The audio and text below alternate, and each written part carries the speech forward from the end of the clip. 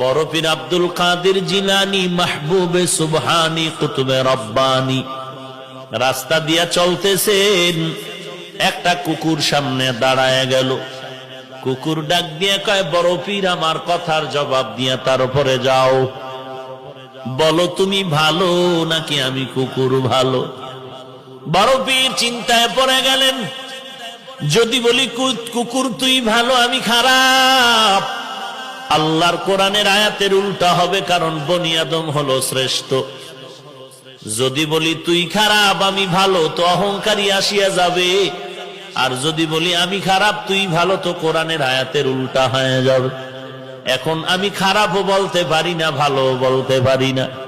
ভালো বললে আমি নিজে ভালো বললে অহংকারী হবে, আমি নিজে খারাপ বললে তুই কুকুর ভালো বললে কোরআনের আয়াতের উল্টা হবে। আল্লাহর ওলি বান্দা মুরাকাবায় ঢুকলেন, আল্লাহ জবাব দিয়া দিলেন। এই জবাব পাইয়া ডাক দিয়া কয়, কুকুর কবরে যাওয়ার আগে আমি তোকে বলতে পারবো না আমি ভালো নাকি আমি খারাপ, কারণ আমাকে সবাই বড় পীর বলে ডাক দেয়, কিন্তু মরণের পরে আমার সামনে কিছু যাবে না।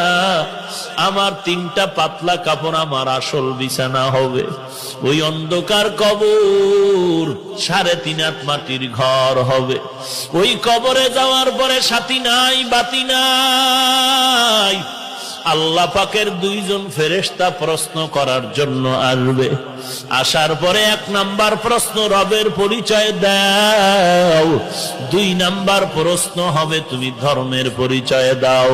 3 নাম্বার প্রশ্ন হবে তুমি রহমাতুল লিল আলামিনের পরিচয় দাও। যদি আল্লাহর শুকর জবাব দিতে পারি, তাহলে আমি তখন তোমাকে বলতে পারবো আমি আব্দুল কাদের জিলানী ভালো, তুই কুকুর বড় খারাপ। আর যদি ওই প্রশ্নের জবাব দিতে না পারি, তখন আমার কবর হয়ে যাবে জাহান্নামের আগুন। 1টা নয় 2টা নয়, 70 থেকে 99টা সাপ কবর ভরে যাবে, 2 পার্শ্বের মাটির চাপ। তখন আমি জবাব দিয়া বলতে পারবো কুকুর তুই ভালো, আমি মানুষেও ভালো হতে পারলাম না।